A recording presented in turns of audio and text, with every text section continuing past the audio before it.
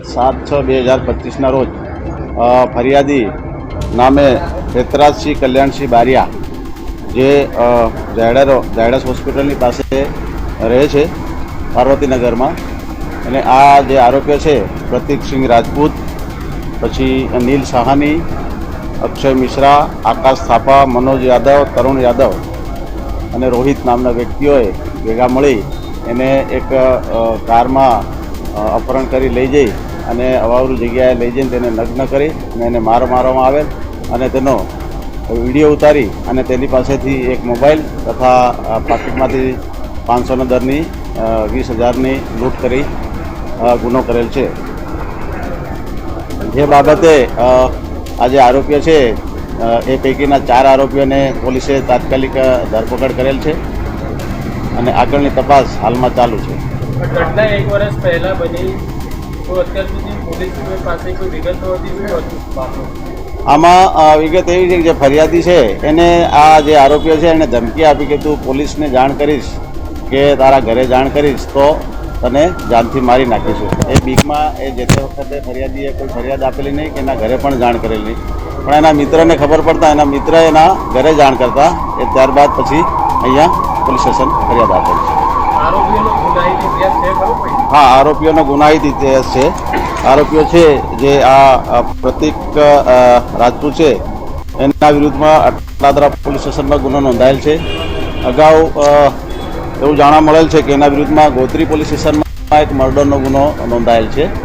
ત્યારબાદ આ આરોપી તરુણ છે, તરુણ યાદવ, એની વિરુદ્ધ પણ 3 ગુના નોંધાયેલ છે. માંજલપુરમાં 2 ગુના છે, એક અટલાદરા પોલીસ સ્ટેશનમાં છે.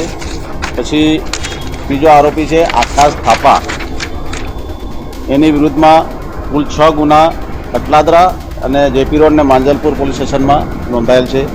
ત્યારબાદ મનોજ યાદવ, તેની વિરુદ્ધમાં પણ જેપી રોડ પોલીસ સ્ટેશનમાં અને માંજલપુર પોલીસ સ્ટેશનમાં એમ કરીને કુલ 2 ગુના નોંધવામાં આવે છે. આટલા બધા ગુના નોંધાય તો આ આરોપીઓને પોલીસનો કોઈ ડર નથી? એક પછી એક ગુના નોંધાય છે તેમ છતાં તેમની પ્રવૃત્તિઓ ચાલુ છે. આરોપીઓ વિરુદ્ધ અહીંયા ધરપકડ કરવામાં આવે છે. તાત્કાલિક એની વિરુદ્ધ કડકમાં કડક કાર્યવાહી કરવાની તજવીજ ચાલુ છે. એ દિશામાં તપાસ હાલમાં અમારી ચાલુ છે અને જે પણ તપાસ દરમિયાન મળી આવશે તે પ્રમાણે એની વિરુદ્ધ કાયદેસરની કાર્યવાહી કરવામાં આવશે. અત્યારે લૂંટની કલમ અને અપહરણની કલમ અને રાયોટિંગની કલમ લગાડવામાં આવે છે.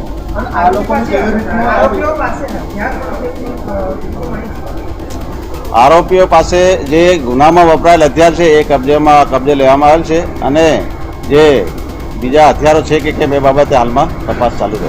આ લોકો ઉપર એટલા ગુનાઓ છે, ગુનાહિત ઇતિહાસ ધરાવે છે, આ લોકો માથાવાળે શખ્સો છે. ગુના નોંધાયેલા છે અને પોલીસે કાયદેસરની કાર્યવાહી પણ કરેલ છે અને હાલમાં પણ જે ગુનો દાખલ કરી અને સખતમાં સખત કાર્યવાહી કરવાની તજવીજ ચાલુ છે.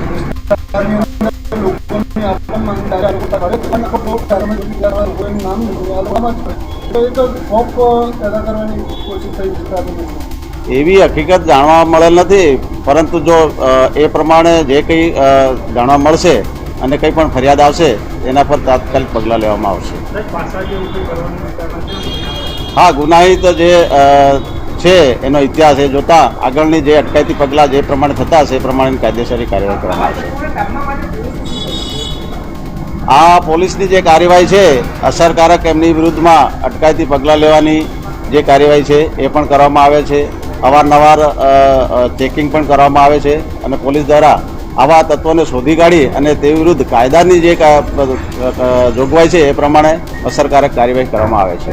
આ વર્ષ તમામ લેટેસ્ટ અપડેટ માટે જોતા રહો વડોદરા ટુડે ન્યૂઝ.